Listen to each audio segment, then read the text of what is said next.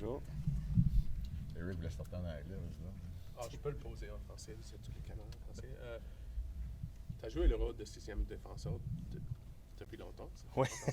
Mais 6-7e. c'est quoi le défi de le faire comme jeune joueur dans la Ligue nationale de hockey?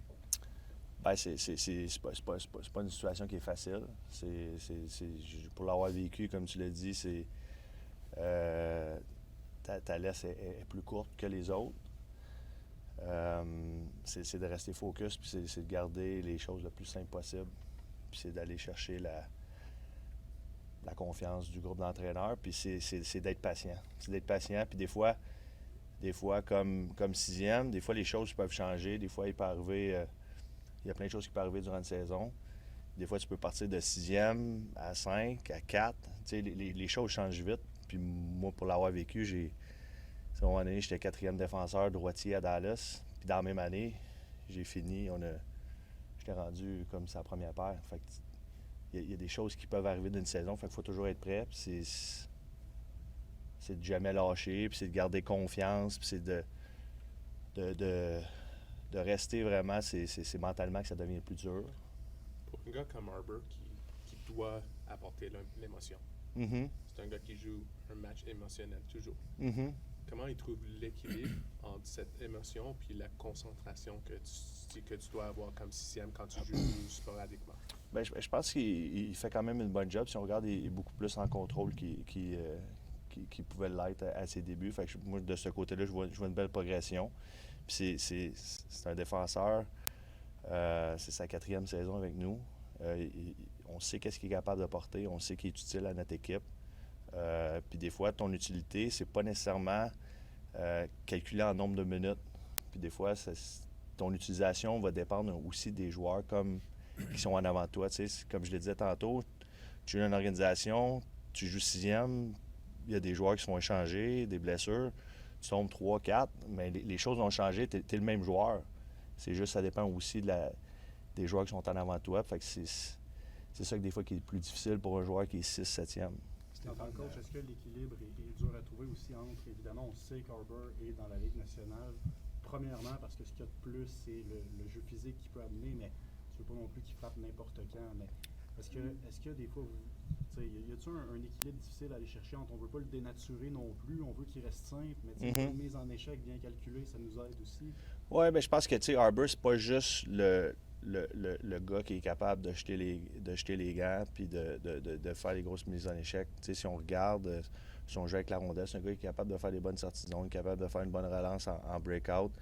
C'est un joueur qui apprend à mieux défendre, qui est à être plus en contrôle. Il est grand, il a une grande portée, il a un bon bâton. Fait que c'est des choses qu'il ne faut pas négliger. Fait que, je pense qu'il ne faut pas juste dire Arber, c'est un gros bonhomme. Il peut avoir un impact positif dans le game sans même avoir jeté les gants. Juste des fois sa présence à la glace, sa présence sur le banc.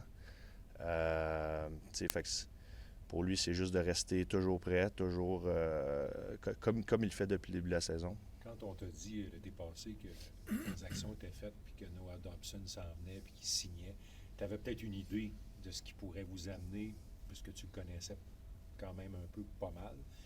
Après 11 matchs, là, est-ce qu'il remplit ce que tu pensais qu'il était pour remplir quand on t'a dit qu'il s'en venait à Montréal? Bien, exactement. Je pense que oui. C'est un gars extrêmement intelligent, très bon avec la rondelle, bon en relance, bon en zone offensive, bon en breakout. C'est un gars qui, à sa première passe, quand on dit il est capable de trouver le centre de la glace, les petits jeux. Puis je pense que si on regarde lui et Mike Matheson, ils prennent des grosses minutes. Puis depuis le début de la saison, ils ont été les deux très, très bons. Là. C'est quoi qui les lie bien ensemble, ces deux-là? Parce que tu peux trouver deux défenseurs, mais ça se peut que ça ne marche pas en duo. Eux autres, ça marche. C'est quoi qui marche? Ça marche, mais je pense qu'il y a une belle complicité. Un gaucher-droitier. Mike, c'est un joueur d'expérience qui patine très bien, qui est capable de défendre puis de tuer les jeux rapidement. Un excellent patineur. Fait que les deux, c'est deux bons patineurs qui sont capables justement de supporter l'attaque s'ils ont besoin, mais sont capables aussi de bien défendre. Puis la chimie, comme des fois, c'est pourquoi une chimie s'installe entre deux joueurs. Des fois c'est difficile à comprendre. Il n'y a pas nécessairement une équation mathématique. L'important, c'est que ça marche. Exactement. Qu'est-ce qui fait s'ajustait à différents styles au fil des années. Il était offensif sur le power play. Là, il a rendu juste sur le piqué, meilleur contre les meilleurs trios adverses. Ben, son évolution est quand même c'est impressionnant. Je pense que ça démontre beaucoup de leadership. Je pense que c'est un gars d'équipe, justement, qui accepte son rôle. C'est un gars qui jouait justement il y a 2 ans, il jouait le premier power play. Là, il n'y a plus de power play. Puis tu regardes ses chiffres quand même offensivement, ils sont quand même très très bons. Il joue contre les meilleures lignes à l'attaque. Il joue beaucoup en désavantage numérique, on l'utilise beaucoup. Un rôle plus de shutdown, comme si on pouvait dire, mais on sait que c'est un gars qui est quand même capable d'apporter une certaine offensive. Je pense qu'il accepte son rôle, il démontre beaucoup de leadership. Puis il a été excellent pour nous autres depuis le début de la saison. Si on regarde les minutes qu'il joue, c'est des grosses minutes, puis il est rempli. C'est pas tout le monde qui accepterait ça, j'imagine. Exactement, c'est difficile. C'est difficile comme joueur, quand tu te fais enlever. Comme n'importe qui dans la vie, si tu te fais enlever quelque chose que tu as, c'est pas toujours évident. Fait que tout le crédit revient. Je pense que lui, ce qu'il veut, c'est qu'il veut aider l'équipe à gagner des matchs. Puis peu importe le rôle qu'il a, ben il le remplit à merveille. Fait que c'est plaisant comme groupe d'entraîneurs d'avoir un joueur comme ça dans notre organisation. C'est-tu vraiment lui un peu qui a remplacé Savard finalement? Peut-être pas pour tout ce que David faisait, mais on cherchait qui le remplacerait. C'est-tu lui?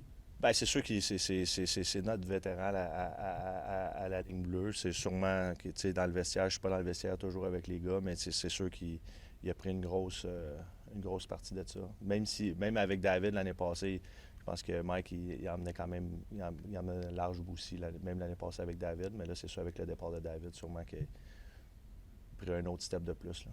Tantôt, tu parlais des blessures qui ouvrent des portes. Comment t'aimes le jeu de Struble qui est rentré dans la formation quand Goulet est tombé? Bien, il était très, très bon. Si on regarde, il n'a pas commencé la saison, il est resté prêt. Puis c'est ce que tu veux. C'est un bon patineur, on sait ce qu'il est capable de faire. Puis, quand une équipe devient compétitive, c'est là que tu as de la profondeur. Puis la profondeur, c'est ça qui permet à une équipe d'avoir du succès. Fait que c'est là que c'est important à chaque joueur de comprendre leur rôle. On parlait de Mike tantôt, que là, il est plus de l'avantage numérique, mais il a un rôle différent. Un gars comme Shuba, qui est capable de jouer milieu, il commence la saison, il est dans les estrades, il arrive dans le line-up, il a un impact positif. Fait que ça, c'est positif pour une équipe. C'est comme ça, si on veut aspirer justement aux grands honneurs, c'est comme ça qu'il faut fonctionner. Vous jouez contre les Sénateurs demain. Sens-tu que ça peut devenir vos plus grands rivaux? Bien, je pense qu'il y a quand même une bonne rivalité si on regarde ce qui s'est passé dans les dernières années, même dans les matchs préparatoires. C'est sûr, c'est une très, très bonne équipe. C'est une équipe avec des bons jeunes joueurs, avec des bons vétérans aussi. C'est une équipe un peu à maturité, si on peut dire, avec leur corps de joueurs. Fait que pour nous, c'est sûr, c'est des bons rivaux, puis ça va être des bons matchs.